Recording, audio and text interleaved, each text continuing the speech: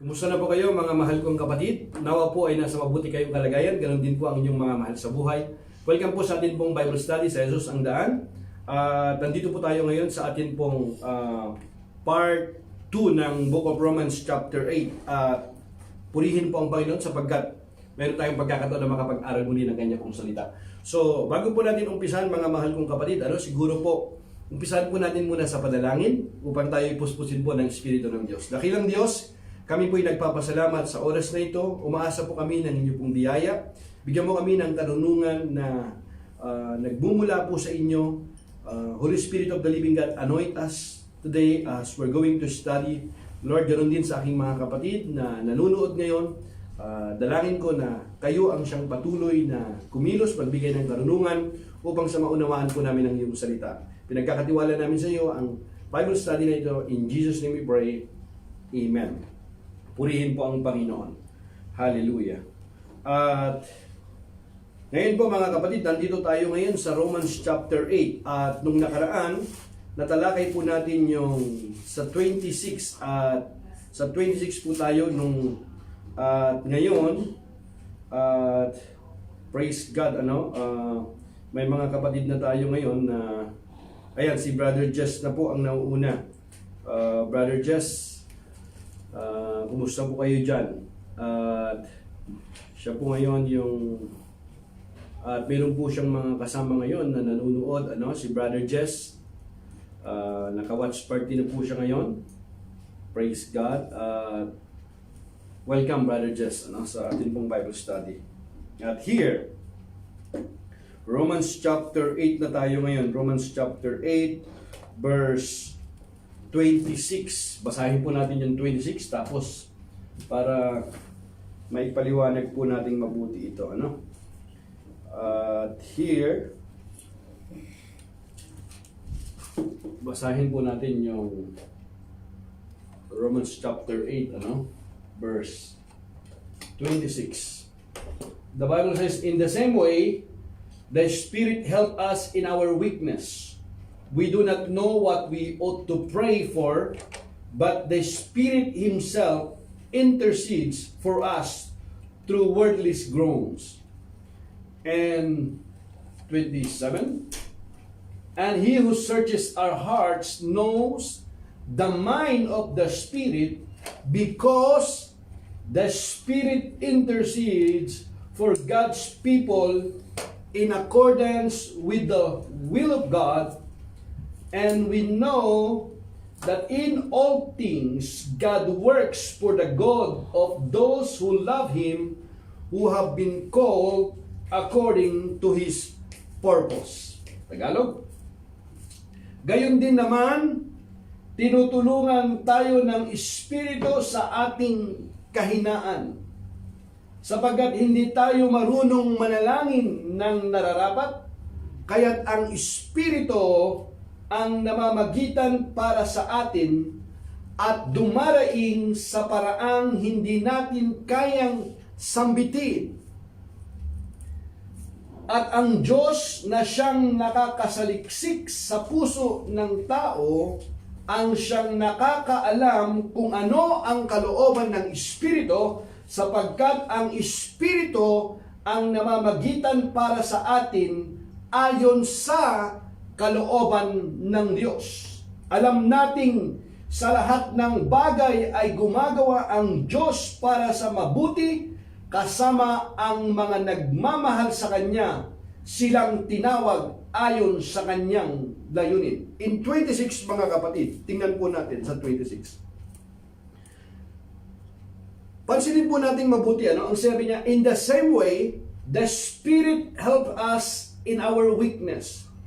We do not know what we ought to pray for, but the Spirit Himself intercedes for us through wordless groans. Dito mga kapatid, makikita natin na ang Espiritu Santo ang siyang tumutulong sa atin. Siya yung nag-i-intercede sa atin. Ang sabi nga niya, di ba? Tinutulungan tayo ng Espiritu sa ating kahinaan, sapagkat hindi tayo marunong manalangin ng nararapat. Di ba nananalangin naman tayo? Pero bakit niya sinabing hindi tayo marunong ng manalangin ng nararapat. Kaya't ang Espiritu ang namamagitan para sa atin at dumaraing sa paraang hindi natin kayang sambitin. Siya yung nag-i-intercede, siya yung dumudulog. Bakit? Kasi kapag tayo po ay nananalangin, mga kapatid, may mga bagay na ipinapanalangin natin na hindi pala ito ang perfect will ng Panginoon. At dahil tayo ay mga anak po ng Diyos, yung banal na Espiritu ang siyang nag-i-intercede sa atin, namamagitan. Parang ang Panginoon, ang Panginoong Jesus, He always intercede sa atin. For us, sa Ama, siya lagi yung nag-i-intercede sa atin. Ganon din po, mga kapatid, yung banal na Espiritu, kasi yung banal na Espiritu, tayo pong mga anak ng Diyos, ay ang banal na Espiritu ay nananahan na po sa atin. Siya yung atin pong great teacher. Siya yung nagbibigay ng conviction sa atin. Ganon din, mga kapatid, yung banal na Espiritu ang siyang namamagitan para sa atin at dumaraing sa paraang hindi natin kayang sambitin. Amen? Kaya nga ang sabi dito, di ba?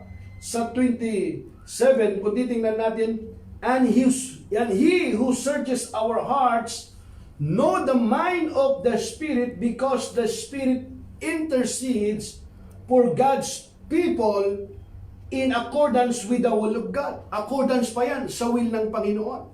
Kasi pag yung banal na Espiritu ang nag-intercede, yun ang perfect will ng Panginoon, mga kapatid. Hallelujah! Purihin ang Panginoon. At here, makikita natin, mga kapatid, na ang banal na Espiritu ang siyang dumudulog sa atin. Siya yung nag-i-intercede sa atin po, mga kapatid. He continually helps us in and even through our weakness. He steps in, He helps with the burden. And more specifically, Paul writes that we are so weak that at times we do not know what to pray for. We have been given access in prayer to our Father God. We feel the need, the longing for Him, but what do we ask for? The Spirit steps in and carries those unsaved. Groanings, those thoughts and feelings we simply cannot express in human words to God.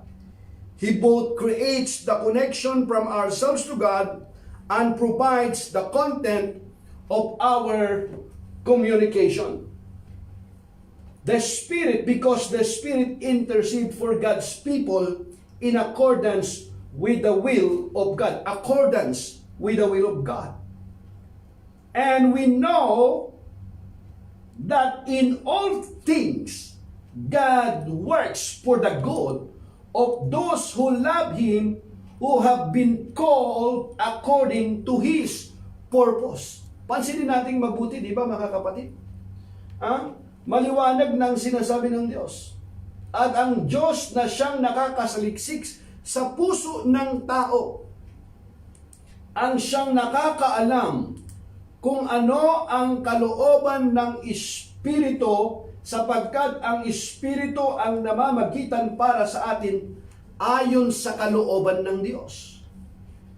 Alam nating sa lahat ng bagay ay gumagawa ang Diyos para sa mabuti kasama ang mga nagmamahal sa Kanya, silang mga tinawag ayon sa Kanyang layunin. Hallelujah.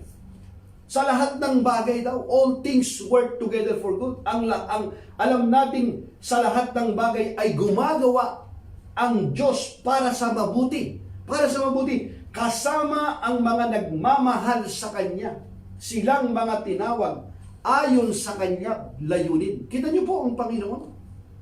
Mayroon kasing magandang layunin ang Panginoon sa atin. Kahit minsan nararamdaman natin na para bang ang mga nangyari sa atin, para bang, alin dito yung all things work together for good to those who love Him?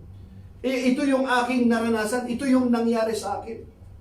Minsan kasi, para bang hindi natin nararamdaman yung pagkilos ng Diyos sa ating buhay. Minsan parang nararamdaman natin yun eh. Dumadalangin naman ako, Panginoon. Nagtitiwala ako sa iyo. Ginagawa ko yung kalooban mo. Pero bakit parang ipinahintulot mo na nangyari sa akin ito? May mga ganun eh.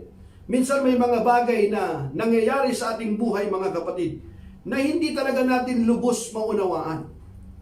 Ganun pa man, mga kapatid, ang sabi po ng Biblia, alam nating sa lahat ng bagay ay gumagawa ang Diyos para sa mabuti.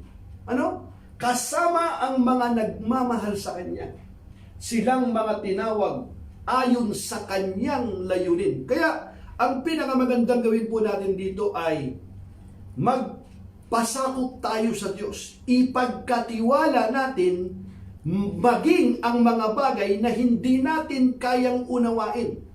Ang ating magagawa lamang, mga kapatid, ay panghawakan po natin yung pangako ng Diyos. Paniwalaan natin ang Kanya pong salita na hindi po nagbabago. Hallelujah. At alam po natin na ang sabi niya, ang banal na Espiritu daw ang siyang namamagitan sa atin. Think about that, mga kapatid.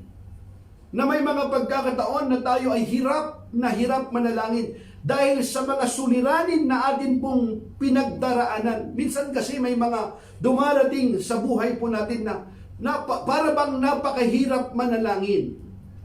Para bang napakahirap magpuri sa Diyos dahil sa ating mga pinagdaraanan. Pero sa kabila ng lahat ng ito, mga kapatid, kung tayo po'y mga anak ng Diyos, ito po yung mga nanampalataya sa Panginoong Hesus, tumanggap sa Kanya, kumilala sa Kanya bilang Kanyang Panginoon tagapagligtas, ang banal na Espiritu ay nananahan na po sa atin. At siya yung namamagitan. At pag yung banal na Espiritu ang namagitan, mga kapatid, yan ay perfect will ng Panginoon, accordance to the will of God, mga kapatid. Hallelujah. Kaya ang sabi nga sa 29, for those God foreknew, He also predestined. Kita nyo, mga kapatid, to be conformed to the image of His Son, that He might be the firstborn among many brothers and sisters. Verse 30, and those He predestined, He also called. Those He called, He also justified. Those He justified, He also glorified. Mga kapatid, yung salita kasing pag sinabi nating yung predestination, mga biblical po ito, mga kapatid. Kasi tayong mga tao, limited kasi yung atin pong kakayahan, yung atin pong karunungan. Katulad po ng atin pong ang Panginoon kasi hindi kasi saklaws ng time, space, and yung tinatawag po, mga kapatid, na yung oras, hindi kailangan ng Panginoon yung future ay yung future na nakikita na ng Panginoon. Tayo hindi. Masasabi lang natin yung ating nakaraan. Masasabi natin yung pwede nating maalala. Yung future natin, hindi pa natin napupuntahan yun, hindi pa natin nakikita yun. Pero ang Panginoon, mga kapatid, yung atin pong future, nakita na ng Panginoon yun eh. Alam niya na kung ano yung mangyayari sa atin. Bakit? Ayon kasi ito sa Kanya pong kalikasan, mga kapatid. Mga kapatid? Yun yung Kanya pong, isa po sa Kanya pong katangian ng Diyos, na nakita niya na ang atin pong kinabukasan. Even before the foundations of the world. Think about that. Paano nangyari yun? Diyos nga siya eh. Katangian po niya yun, mga kapatid. Pero sa atin, hindi pa natin nakikita yon. Pero sinasabi niya nga rito, for those God foreknew, He also predestined to be conformed to the image of His Son, that He might be the firstborn among many brothers and sisters. And those He predestined, He also called. Those He called, He also justified. Those He justified, He also glorified. Katangian kasi ito ng Panginoon eh. Nakita na niya yung mangyayari sa atin. Alam ng Panginoon na ikaw ay mananampalataya. Alam ng Panginoon na ito yung magiging destiny mo. Alam na, nakita na ng Panginoon yun, mga kapatid. Even before, kahit nga bago ka palang isilang sa mundo ito, nakita na ng Panginoon yun. Pero tayo mga kapatid, hindi pa natin nakikita yon. Kaya nga sabi niya, today is the day of salvation. Today, kumbaga, hindi mo pa nakikita yung future mo. Kaya nga ang Panginoon, sabi niya, okay, kung kailan mo narinig ang salita ng Panginoon, manampalataya ka na. Ito na yung panahon, ito yung araw ng pagliligtas ng Panginoon. Pero nung tayo pong mga anak po ng Diyos, na Kanya pong pinili, alam na ng Panginoon kung sino yung para sa Kanya. Biblical po ito. Paano nangyari ito? Kaya sabi niya, sapagkat sa mulat mulapay, alam na ng Diyos. Pansinin niyo, alam na ng Diyos. Sa mulat mulapay, alam na ng Diyos kung sino ang magiging Kanya. At ang mga ito'y pinili niya upang maging katulad ng Kanyang anak. Sa gayon, siya ang naging panganay sa lahat ng maraming magkakapatid. Amen. Tayo po yung mga anak ng Diyos na tinutukoy. Ano? Ang mga pinili niya noon pang una ay Kanyang tinawag. At ang mga tinawag ay Kanya ring pinawalang sala. At ang mga pinawalang sala ay Kanyang binahaginan ng Kanyang kalalwatian. Hallelujah. Kaya tinaw niyo po yung Romans chapter 8, ano? This is really a good news, mga kapatid, ano? There is now, sa umpisa pa lamang, there is now no condemnation for those who are in Christ Jesus. Pero mga kapatid, ano? Hindi naman sinasabi dito na, ay, pinili na ako ng Panginoon, ano? Alam niya na pala na ako ay Kanyang anak, so pwede ko nang maging ano na lang ako. Hindi na ako relax na lang ako. Hindi naman po ganoon, mga kapatid. Kumbaga, pinapakita lamang dito, mga kapatid, na yung Panginoon, yung Kanya pong kalikasan, ano, na nakita niya na kung sino talaga yung mga manampalataya sa Kanya. Nakita na niya kung sino yung mga tinawag ng Panginoon. Kalikasan kasi po yan ng Panginoon, mga kapatid. Pero binigyan pa rin niya tayo ng free will. Tulad ni Adan tsaka ni Eva, di ba? Nag-umpisa pa yan sa even in the book of Genesis. Mayroon po silang free will. Nasa sa atin pa rin yun kung piliin natin ang Diyos o hindi. Parang si Joshua, di ba? Ang sabi ni Joshua, as for me. Mamili kayo ngayon kung sino ang paglilingkuran ninyo. Pero ang sabi ni Joshua, as for me and my house, we will serve the Lord. Ngayon, mamili kayo. Ibig sabihin, nasa sa atin pa rin yun kung pipiliin natin o hindi. Ganun pa man, dahil sa kalikasan ng Panginoon, alam ng Panginoon kung sino yung mananampalataya sa Kanya. Kung sino yung magpapatuloy. Nakita na ng Panginoon yun, mga kapatid. Amen? Pero sa atin, hindi pa natin nakita yon. Kasi nga, tayo kasi yung atin pong kaalaman, may limitasyon, mga kapatid. Hindi tulad po ng Diyos. Amen? Now, kaya sabi rito sa 31, what then shall we say in response? Ayan. What then shall we say in response to these things?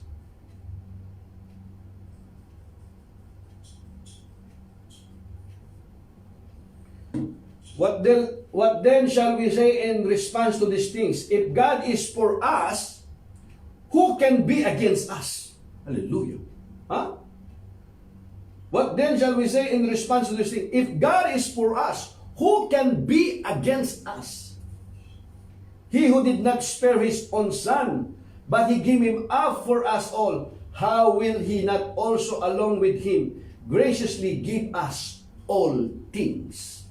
Hallelujah. Kita niyo, mga kapatid, yung privilege ng pagiging isang anak ng Diyos, mga kapatid. Maliwanag na sinasabi ng kasunod. Ano pa ang masasabi natin tungkol dito?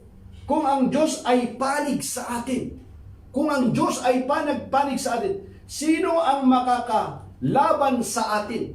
Sino ang makakalaban sa atin? Sipin nyo, mga kapatid, kung ang sarili niyang anak ay hindi niya ipinagkait, sa halip ay ibinigay para sa ating lahat, hindi kaya niya ibibigay ng masagana sa atin ang lahat ng bagay? Hallelujah.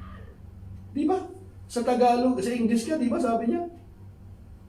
If God is for us, who can be against us? Para bang minsan, ito parang mahirap nating paniwalaan. Mga kapatid, yung pangako ng Panginoon, yung kanya pong assurance na ipinagkakaloob po sa atin, na wag po nating pagdudahan yung kanya pong biyaya na ipinagkakaloob sa atin. Think about that, na ang sabi nga niya, di ba? Who can be against us? If God is for us, who can be against us? Who can be against us? He who did not spare his own son, but he gave him up for us all. How will he not also along with him graciously give us all things? Hallelujah. Purihin ang Panginoon. Di ba? Kung ang Diyos ay panig sa atin, sino ang makakalaban sa atin? Sino daw? Yan yung challenge ni Apostol Pablo, di ba? Sino? Kung ang sarili niyang anak ay hindi niya ipinagkait, sa halip ay ibinigay para sa ating lahat, hindi kaya niya ibibigay ng masagana sa atin ang lahat ng bagay? Sipin mo mga kapatid. Kasi yung lahat ng bagay na tinutukoy niya rito, yung mga bububuti lamang. Ayon po doon sa kanya pong kalooban, mga kapatid. Ayon doon sa kanya pong kapurihan. Hindi yung naisip mo rin na magandang bagay, ito pala kahit anong hingin. Hindi po ganon. Kasi kailangan din mga kapatid, naka-inline po yan sa salita po ng Diyos.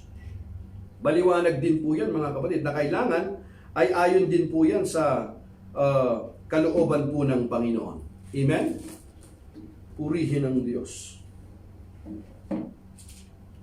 Now, dito pa rin sila Brother Jess. Sino pa yung mga nanonood ngayon dito? Ayan, si Sister Maureen, nandito na,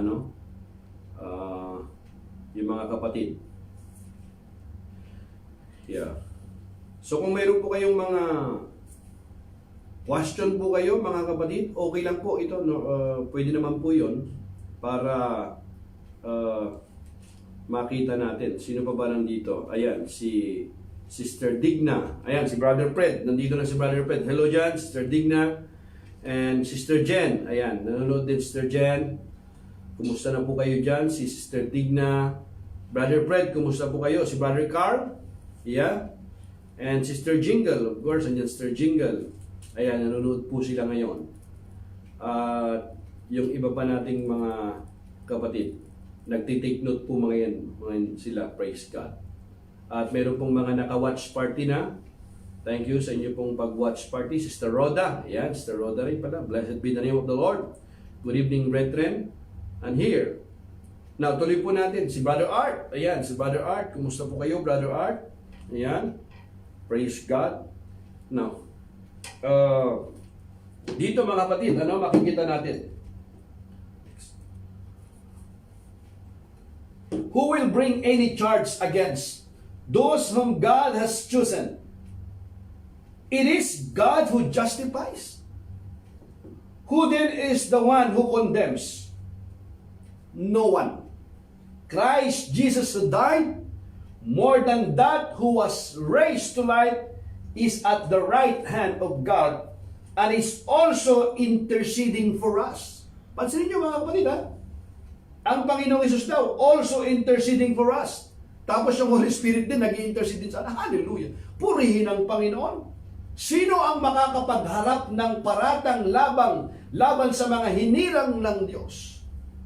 Gayong ang Diyos ang nagpapawalang sala sa kanila. Sino ang hahatol upang sila'y parusahan? Si Kristo Jesus ba na namatay? Ngunit higit sa lahat ay muling binuhay at gayon ay nasa kanan ng Diyos upang mamagitan para sa atin. Kita niyo mga kapatid yan? Sino ang hahatol upang sila'y parusahan? Si Kristo Jesus ba na namatay, ngunit higit sa lahat ay muling binuhay at ngayon ay nasa kanan ng Diyos upang mamagitan para sa atin? Hallelujah! Purihin ang Panginoon. Dito natin makikita mga kapatid, na tayong pong mga anak ng Diyos. Isipin mo po yun mga kapatid. Parang mahirap kasi natin itong hindi natin masyadong mag-grasp itong itong pangako ng Diyos na ipinagkaloob sa kanyang mga anak. Sino nga daw ba ang makakapagharap sa atin ng mga paratang, sa mga hinirang ng Diyos? Di wala, mga kapatid. Kaya nga po, mga kapatid, ano man ang atin pong pinagdaraanan sa buhay, ano man ang ating suliranin, yung layunin ng Diyos sa atin, mga kapatid, yung layunin niya sa atin, tayong kanya pong mga anak, ay magaganap at magaganap. Wala pong makakapigil, wala pong si Satanas, ang ginagawa niya lang, patuloy siyang, sabi ng Book of Revelation na, lang tayo kumbaga, dinidisib niya lang tayo. Pinaparatangan lang tayo ng pinaparatangan. Pero, wala naman siyang magawa kaya nga sinisira niyang pilitin yung ating pong mga testimony. Pero, hanggang doon lang, ang kanya pwedeng pong magawa, madisib yung mga anak ng Diyos. At kapag tayo po ay mahina, minsan tayo po ay nahuhulog po sa tukso. Pero tayo pong mga anak ng Diyos, mga kapatid, tandaan po natin yun, na yung pagmamahal po ng Diyos sa atin, sa kanya pong mga pinili, kasi alam na ng Diyos kasi kung sino yung kanyang pinili.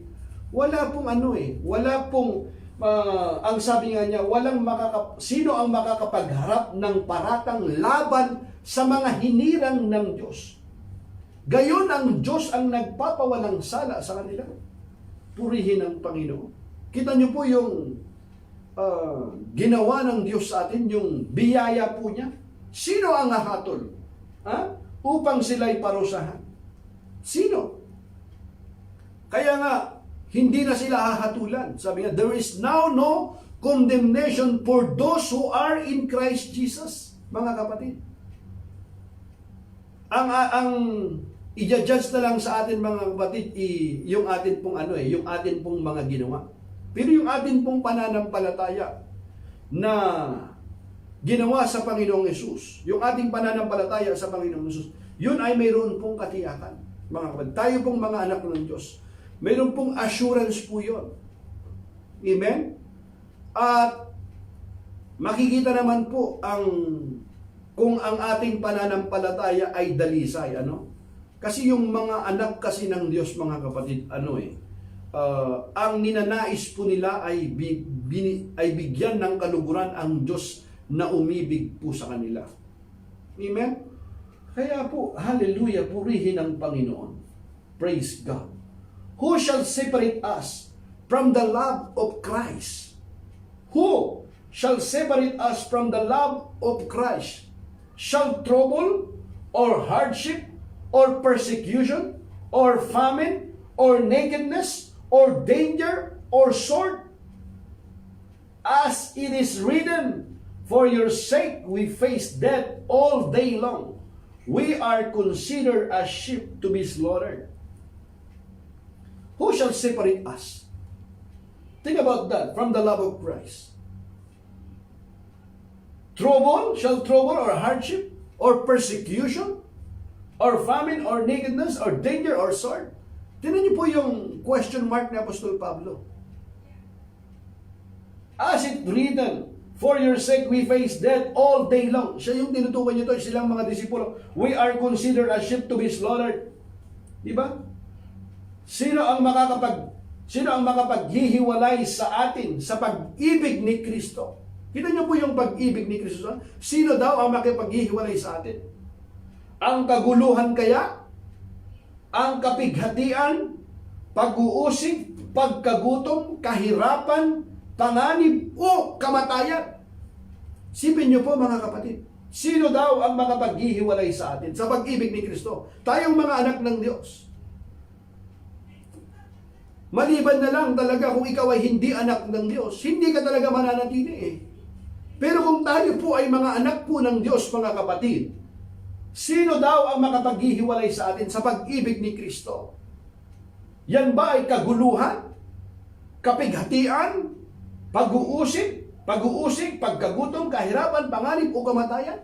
Kaya yung anak po ng Diyos, yung nananampalataya sa Panginoon, hindi mo hindi kayang hindi kayang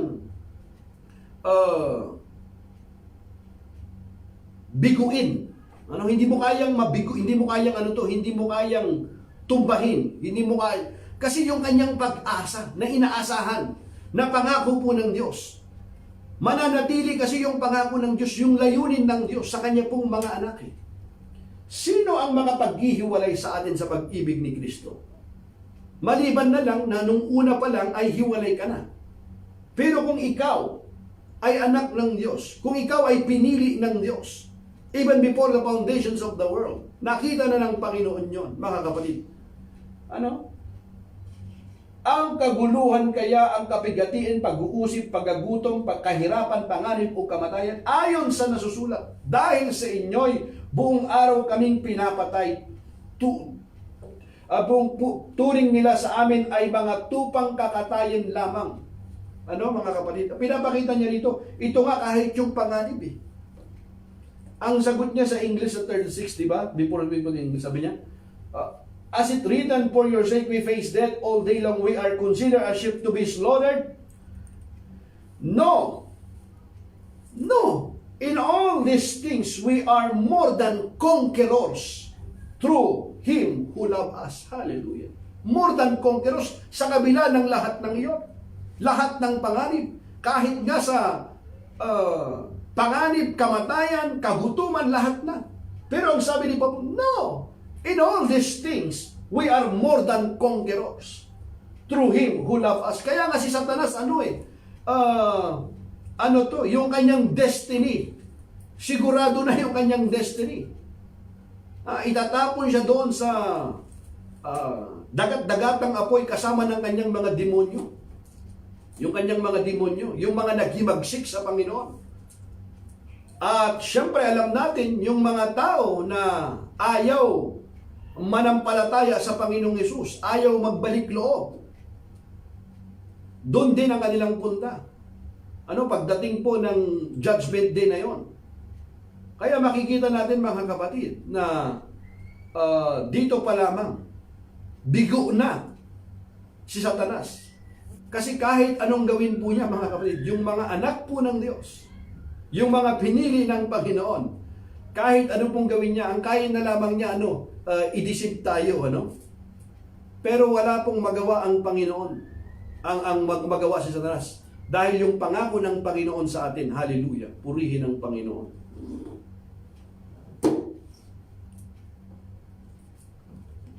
Doon pa lamang mga kapatid, di ba? Kaya ang Panginoon, yung pangako niya sa atin, tayong mga anak niya, walang magawa si Satanas sa Panginoon, sa ating Panginoon. Kasi ang Panginoon natin, hallelujah, ginawa niya na ang lahat sa atin. Purihin ang Panginoon. Salamat sa kanya pong biyaya.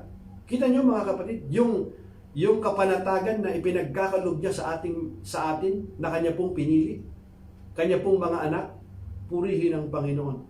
Kaya po pagka tayo po ay dumaranas ng mga kapighatian, mga kapatid, isipin natin yung pangako ng Diyos. Isipin natin yung kanya pong salita, yung kanya pong mga pangako na ipinagkaloob po sa atin. Si Satanas ay, tiyak na siya ay bigo sa atin. Sapagkat wala tayong mga pinili ng Diyos, hindi naman niya masasama doon sa impyerno Ang mga masasama lang niya yung mga disobedient, yung mga naghimagsik sa Panginoon. Diba? Hindi. Sabi nga niya sa Tagalog, sa 35, diba? Ulitin natin sa Tagalog yan. Sino ang makapaghihiwalay sa atin sa pag-ibig ni Kristo? Ang kaguluhan kaya, ang kapigatian, pag-uusig, pagkagutom, kahirapan, panganib o kamatayan. Ayon sa nasusulat, dahil sa inyo, buong araw kaming pinapatay. Turing nila sa amin ay mga tupang kakatayin lamang. Hindi. Sa lahat ng mga ito, tayo'y lalong higit pang magtatagumpay sa pamamagitan niya na nagmamahal sa atin.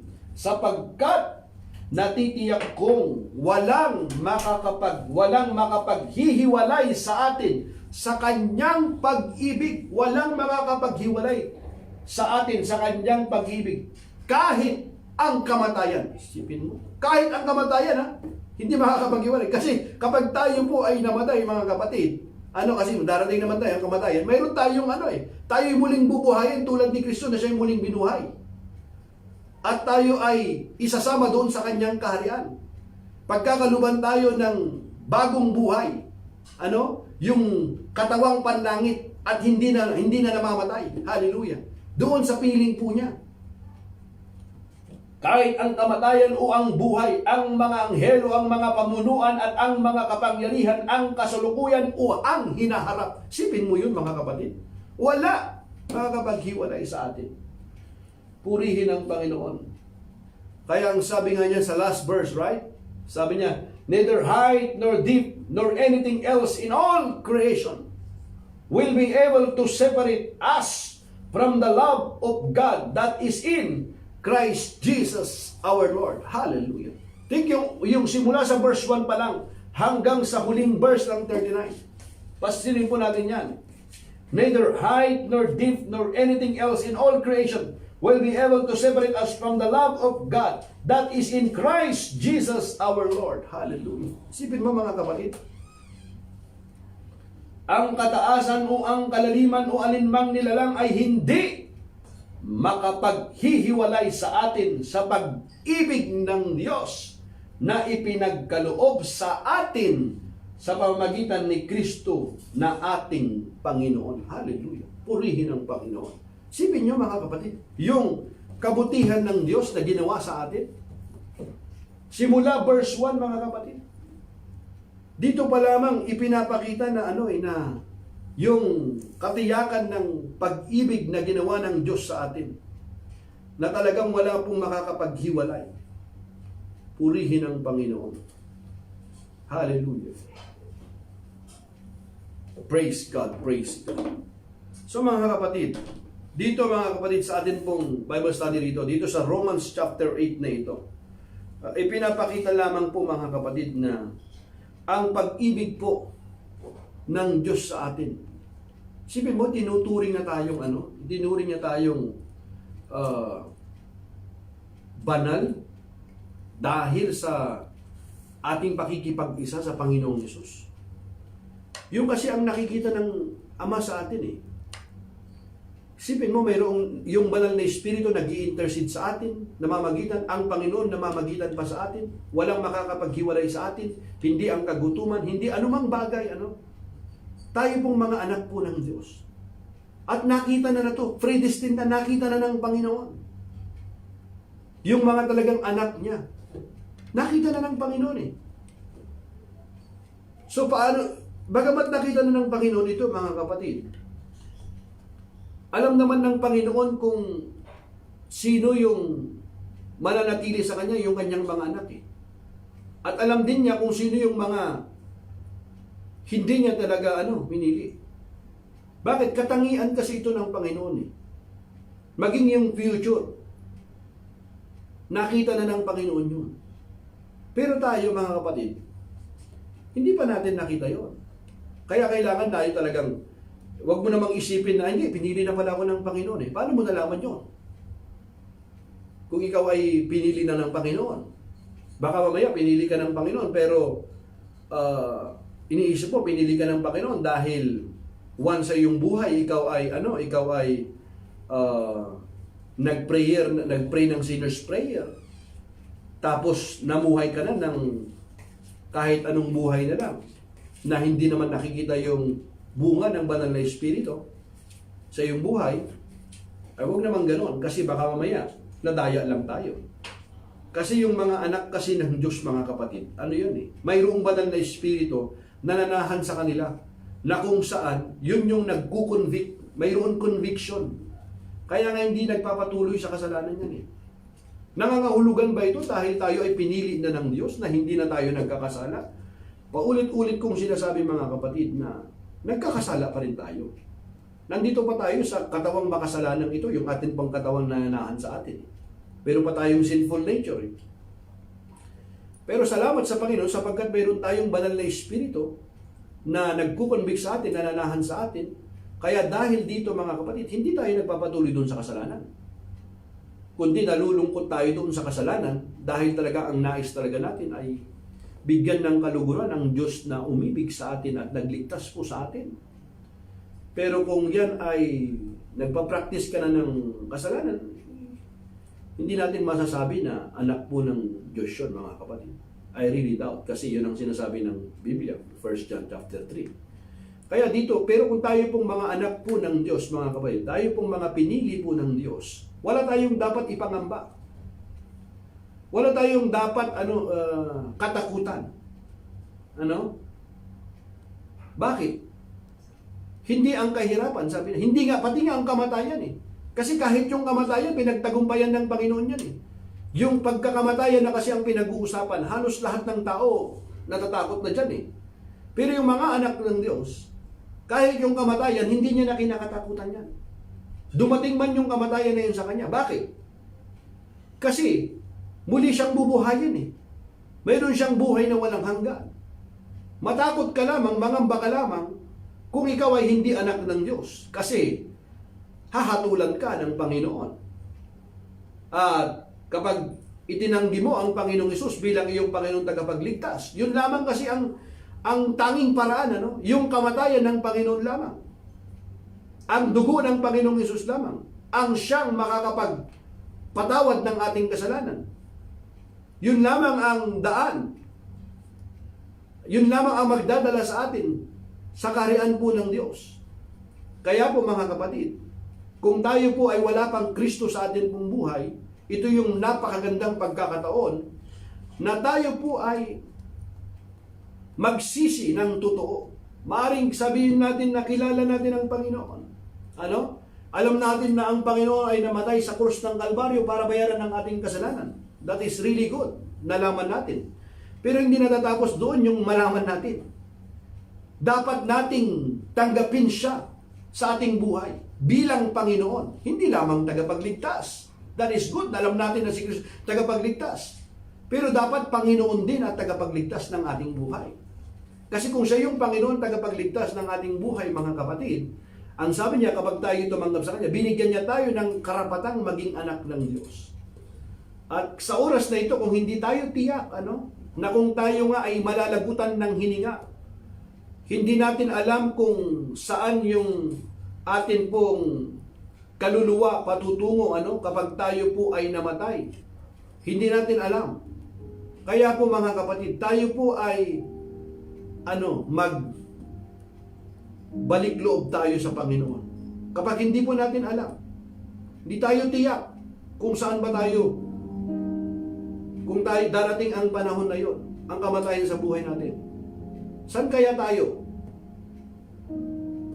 Wala pong limbo, kaya yung tinatawag na purgatorio. Ang sabi po ng Biblia, yan ay sa apoy ng impyerno o doon po sa kaharian po ng Diyos, buhay na walang hanggan.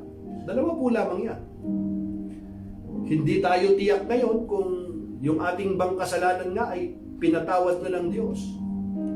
Hindi tayo tiyak na kung ang pangalan ba natin ay nakasulat sa aklat ng buhay. O kaya naman hindi ka nakakatiyak kung ikaw nga ba ay anak ng Diyos. Maaring iniisip mo na hindi mo nararamdaman na anak ka ng Diyos. Hindi kasi nakabase yung ating pananampalataya sa damdamin eh. Ang atin pong pananampalataya kasi kapatid ay nakabase ito sa pangako ng Diyos. Sa kanya pong salita na hindi po nagbabago. At kapag ang kanya pong salita, ang atin pong pinanghahawakan, mga kapatid, ito po ay matibay na sandigan. At yung ginawa ng Panginoong Hesus sa atin sa krus ng Kalbaryo, hindi naman yung atin pong gawa, kundi yung ginawa ng Panginoong Hesus. At makikita natin dito, mga kapatid, ang patutuon ng banal na Espiritu sa atin pong buhay. Nagkakaroon po ng manifestation po yan. At sa oras na ito, mga kapatid, kung tayo po ay hindi po lumalakad doon sa kalooban ng Panginoon, ito po yung tamang pagkakataon, mga kapatid, na tayo po ay magbalik loob sa Panginoon, magsisi. Dapat kasi makita ng Panginoon sa atin bilang kanyang mga anak, yung excited na sa kanya pong salita, sa pagbabasa ng kanyang salita, excited na makita sa atin na tayo po ay nagagalak na maki-fellowship sa mga kapwa nating Kristiyano. Natural, alam natin ngayon na kailangan ng mayroong physical distancing. Pero marami pong mga kaparaanan na makapagpatuloy tayo sa ating fellowship. Hindi dapat nagiging dahilan ito na upang tayo ay hindi na magkaroon ng fellowship. Tulad po nito mga kapatid, mayroon ng mga social media na ginagamit ang Panginoon, tulad po ng, may mga cellphone po sa atin, ano? Makipag-communicate tayo. Kung wala man, siguro mayroon po tayong Biblia, ano? At kung tayo po ay mananampalataya, doon po sa atin pong bahay. Sa mga magulang, sa mga nanay, mga kapatid, ano, na nanonood po ngayon. Make the first move, mga kapatid, na yung atin pong tahanan ay gawin po natin na ang sandigan po ay yung salita po ng Diyos. Samantalahin natin yung pagkakataon na ito na ilapit natin yung atin pong sarili sa Panginoon. Yung atin pong mga anak, yung atin pong asawa. Ito yung magandang pagkakataon mga kapatid na ilapit natin ang ating sarili sa Panginoon. Na mag-reflect po tayo sa Panginoon. Na kung atin pong nararamdaman na tila baga na dati ay excited ka sa salita ng Panginoon pero sa paglipas po ng mga panahon dahil sa mga naging abala sa maraming mga bagay, hindi huli ang lahat. Maaring dati ikaw ay involved ka sa mga gawain. You used to go to church before pero nahinto ka dahil maaring mayroong nakadiscourage sa iyo, nakadisappoint sa iyo. Hindi ka na nagpatuloy. Mga kapatid, kaya nga ang pagtawag sa atin ng Panginoon ay we have to fix our eyes unto Jesus, the author and the finisher of our faith. Ganun pa man, mga kapatid, minsan talaga dumarating sa buhay po natin na tayo po ay nadi-discourage ng kapwa pa nating mga Kristiyano minsan sapagkat mayroon kasi tayong mga expectation Pero mga kapatid, lagi po natin tatandaan mga kapatid na ituon po natin ang ating pananampalataya sa Panginoon. Tunay na kailangan po tayong magsilbing asin at ilaw sa sanlibutan ito. Pero imperfect tayo pa rin mga kapatid Hindi pa tayo perfecto. Kaya minsan mga kapatid, makikita talaga natin na mayroon at mayroong mga kulang sa ating kapwa. Kahit mananampalataya na yan. Bakit? Kasi hindi pa talaga tayong ganap. Talagang ganap Mayroon pa rin, nandito pa rin tayo sa lupang makasalanang ito. Mayroon pang kasalanang nananahan sa atin.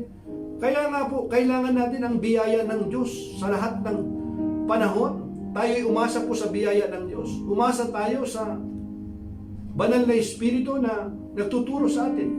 Kaya kung mayroon pong nakasakit ng ating damdamin, kung paano tayo pinatawad ng Diyos, magpatawad po tayo sa atin pong kapwa. Yan po ang gusto kasi ng Panginoon Sinabi niya po yan sa kanya pong salita in Matthew chapter 6 verse 14 to 15.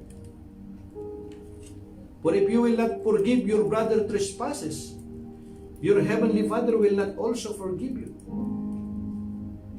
And even in Matthew chapter 5 verse 23 to 24. If you are about to offer your gift to the altar, there you remember your brothers has something against you. Leave your gift in front of the altar. First be reconciled. Then come back and offer your gift to the altar.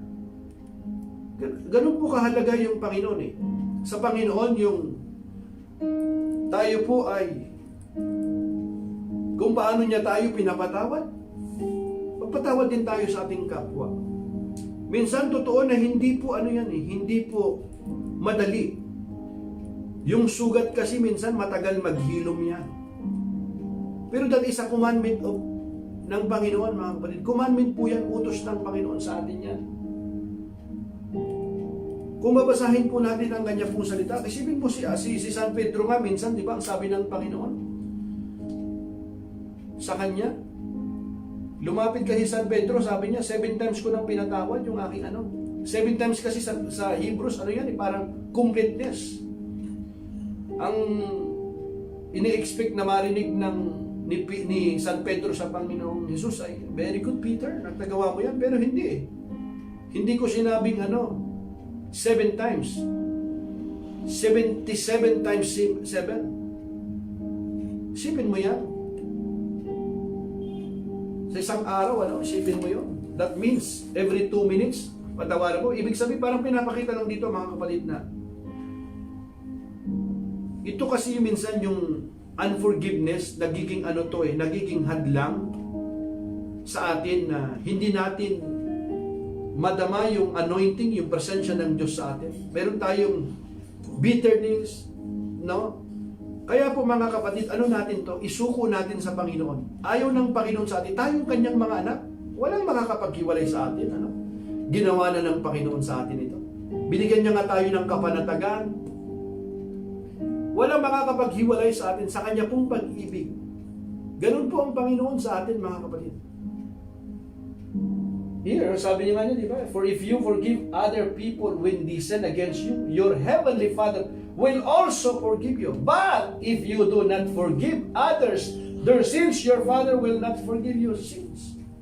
Ayaw po natin yan, mga kapatid. Di ba?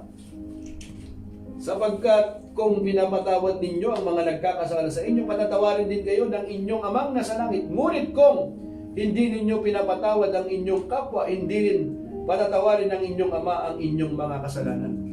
Kahit sa Matthew chapter 5 verse 23 to 24. Think about that, mga kapatid. This is the only time na parang sinabi ng Panginoon na stop praying. Pray without ceasing, ang sabi niya. Pero pagdating sa pagpapatawad sa stop praying. First, sabi niya, leave your gift in front of the altar. Ibig sabihin, bago ka magpuri sa Panginoon, i-present mo yung mga petition mo sa Panginoon. Pero naalala mo na mayroon kang kapatid na, therefore, if you are offering your gift at the altar, and then remember that your brother or sister has something against you, leave your gift there in front of the altar. First, go and be reconciled to them. Then come and offer your gift. Hallelujah. Ganun kahalaga sa Panginoon, mga kapatid.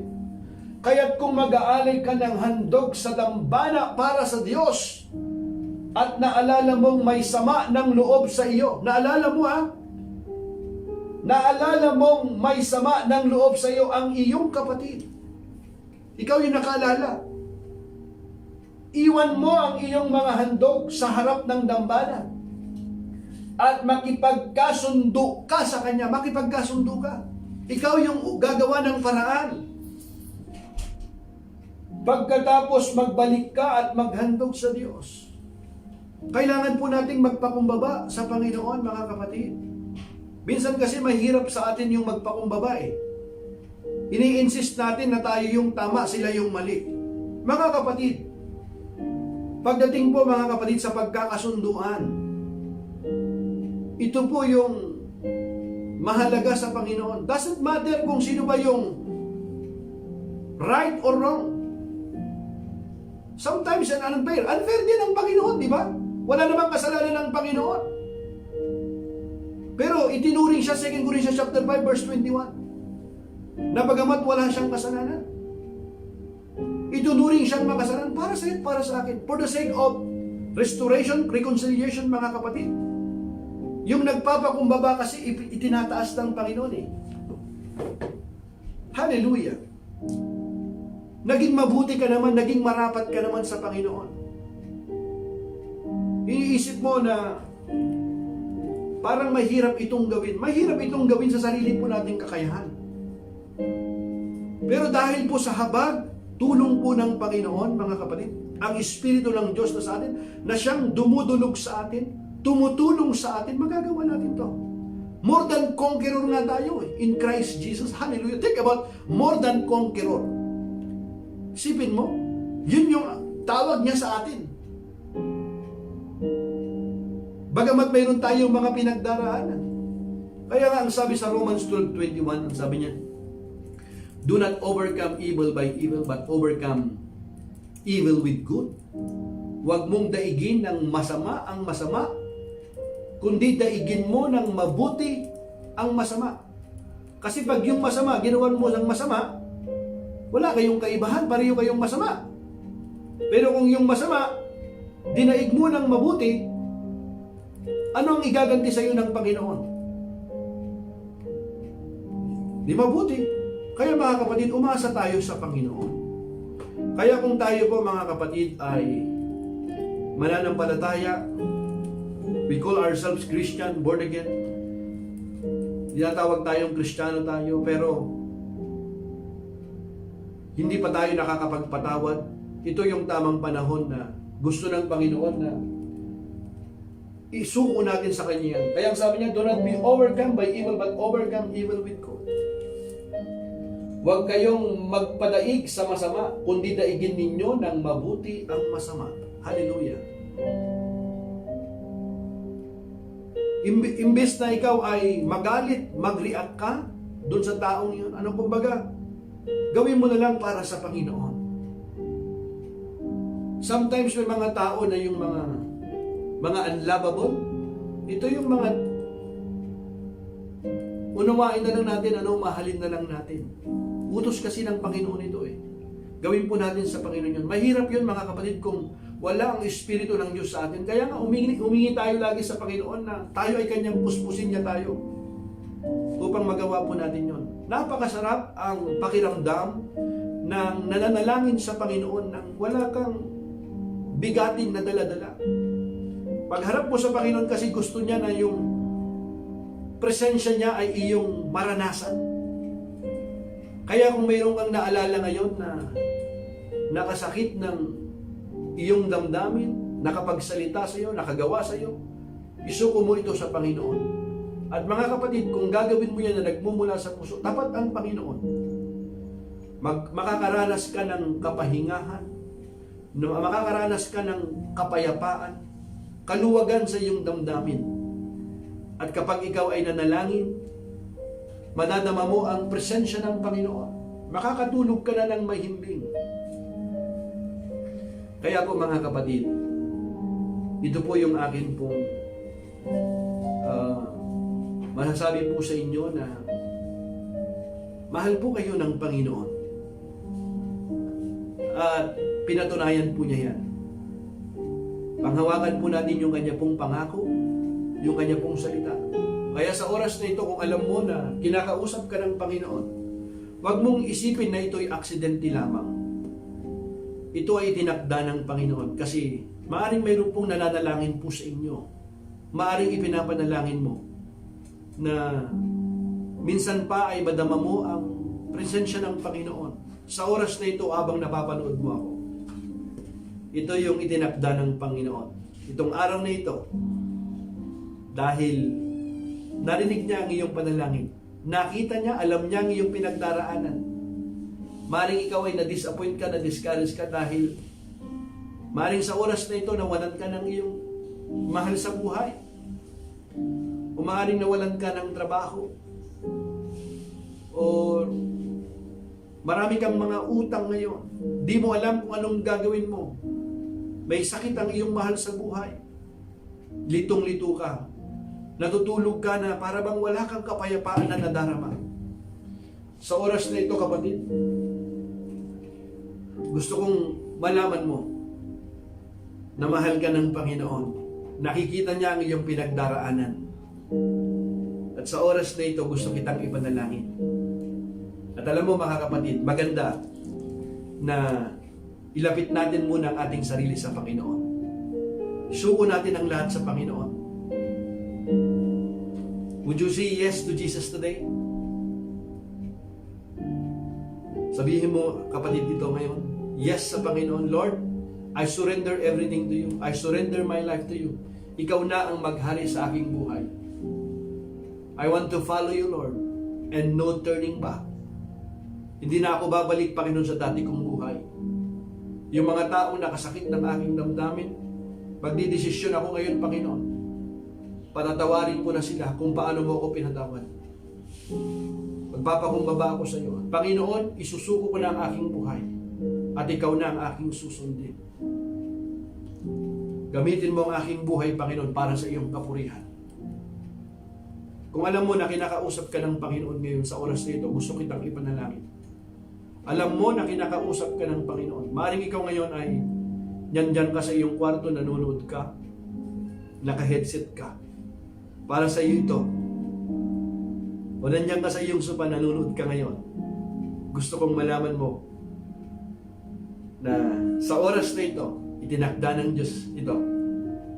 Para sa iyo, ganyan-ganyan kamahal. Kasi gusto niyang maranasan mo ang isang buhay na ganap. Come to Jesus today. Kung maaaring ikaw ngayon ay nasa kasalanan ka, ikaw ay hindi mo alam kung paano ka makawala sa tanikala o kaya sa ikaw ngayon ay nasadlak sa maling relasyon o ikaw ngayon ay nasadlak ka sa isang habit na maaring pornography. Hindi mo alam kung paano mo iwasan addiction sa isang bagay na yan.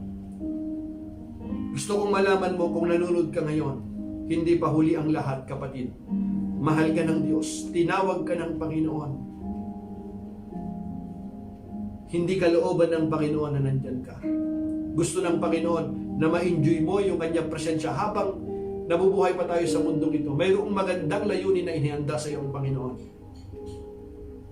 Kaya sa oras na ito, wala mo na kinakausap ka ng Panginoon. Gusto kitang ipanalangin. Banggitin mo ang panalangin na ito na nagmumula sa puso. Sabihin mo ito na nagmumula sa puso. Pikit mo ang iyong mga mata, sabihin mo, Panginoong Diyos, Ama naming nasa langit, humihingi ako ng tawad at pinagsisisihan ko ang lahat ng aking kasalanan. Ikaw nga ay namatay sa krus ng Kalbaryo at muling nabuhay. Panginoong Hesus, sa oras na ito, isinusuko ko na ang aking buhay. Kinikilala kita, tinatanggap kita bilang aking Panginoon at tagapagligtas. Maghari ka sa aking buhay. Banal na Espiritu, sa oras na ito, puspusin mo ako. Tulungan mo ako makalakad sang-ayon sa iyong kalooban. Panginoon, isinusuko ko na at tinatalikuran ko na ang lahat ng kasalanan. Hindi na ako babalik sa dati kong buhay. Simula sa araw na ito, ikaw na ang aking susundin. Marami pong salamat sa iyong pagpapatawad. Ganon din, Panginoon, sa mga tao na nakasakit ng aking damdamin. Kung paano mo ako pinapatawad ko na rin sila. Marami pong salamat sa kapayapaan, sa iyong biyaya at sa iyong pagliligtas. Ito ang aking dalangin na nagmumula sa puso. Sa pangalan ni Jesus. Amen and amen. Kapatid, pinanalangin mo ba yan na nagmumula sa puso? Alam mo kapatid, ako po'y natutuwa. Sapagkat kung yan ay ginawa mo na nagmumula sa puso, kahit gaano kaiksi, kahina ang panalangin na yan, narinig ng Diyos ang dalangin mong yan.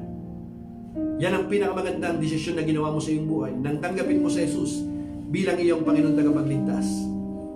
Ngunit higit na natutuwa sa iyo ang Panginoon, kasama ng kanyang libu-libong mga anghel na nagkakasiyahan ngayon. At upang ikaw ay lumago sa iyong pananampalataya, ipagpatuloy mo ang mga Bible study na ganito. At umpisahan mo sa pagbabasa ng kanyang salita sa aklat ng John. At patuloy kang dumalo sa mga life group, connection group. At kapag pwede nang mag-church, make sure go to church. At ipamalita mo ang pagliligtas ng Panginoon na ginawa sa iyo, and your life will never be the same again. Gusto kitang ipanalangin sa oras na ito, mga kapatid. Panginoon, pinagpanalangin po namin. Pinapanalangin ko, Panginoon, ang aking mga kapatid ngayon na nanunood ngayon, saan man sila dako naruroon, kilala mo ang bawat isa, Panginoon. Panginoon, ano man ang bagay na ipagkatiwala namin sa inyo, kayang-kaya mo silang ingatan, kayang-kaya mong ipagkaloob ang kanilang pangangailangan ayon sa iyong kalooban. Panginoon, patuloy po namin idinadalangin ang amin pong bayang Pilipinas. Pagalangin mo ang amin pong bayang Pilipinas, ang amin pong gobyerno. Patuloy mong i-bless yung mga sangay, iba't ibang mga sangay ng amin pong gobyerno. Yung mga nasa executive department, nasa judiciary department, and even sa mga legislative, Panginoon. Lord, we pray sa lahat ng mga frontliner. Dalangin po namin, Panginoon, na Ikaw ang siyang patuloy na mag-ingat sa kanila. Bigyan mo sila ng karunungan, bigyan mo sila ng katatagan. Ganon din sa amin, Panginoon, na mamamayan. Bigyan mo kami ng pagkakaisa. Bigyan mo kami ng pusong masunurin, Panginoon. Pagtutulungan sa isa't isa. Maraming salamat po sa buhay ng mga patuloy na nagkakawang gawa. Lalo na, Panginoon, yung mga nagmamalasakit sa amin pong mga kababayang mga mahihirap.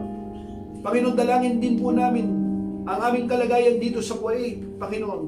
Kumilos ka sa puso, Panginoon, ng amir, ng nasa gobyerno, Panginoon, upang yung mga yung ban, Panginoon, malip up na yung mga na stranded sa Pilipinas, na may mga visa, ay makabalik na, Panginoon, upang muli silang makapaghanap buhay, makasama nila yung kanila pong mga mahal sa buhay.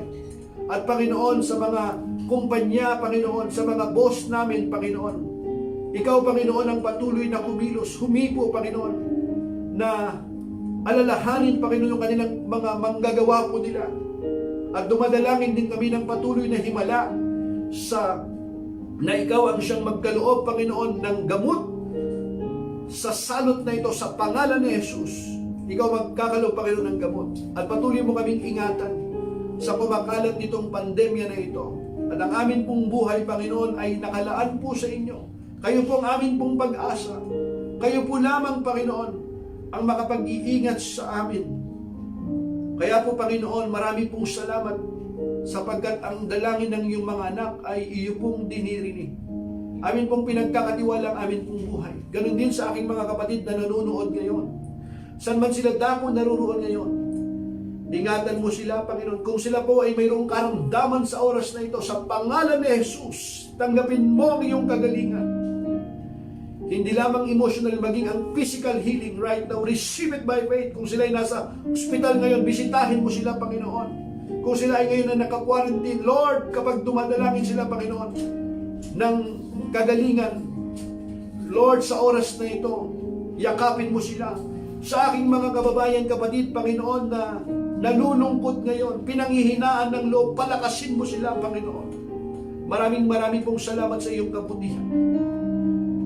Ikaw, Panginoon, ang siyang mabuting Diyos. Ito ang aming dalangin na nagmumula sa puso. Sa ngalan ng Ama at ng Anak ng Espiritu Santo. Sa pangalan ni Jesus, Amen and Amen. Muli po mga kapatid, ako po ay nagpapasalamat sa inyo pong pagsama sa ating pong Bible study. At muli, nadama po natin ang presensya po ng Diyos. Kaya po mga kapatid, magpatuloy po tayo. Magpatuloy po tayo sa presensya ng Panginoon. At muli po mga kapatid, inaalala po namin kayo sa panalangin. At we love you and we're praying for you. Lord willing, we'll see you tomorrow sa atin pong chapter 9. We'll see you and God bless.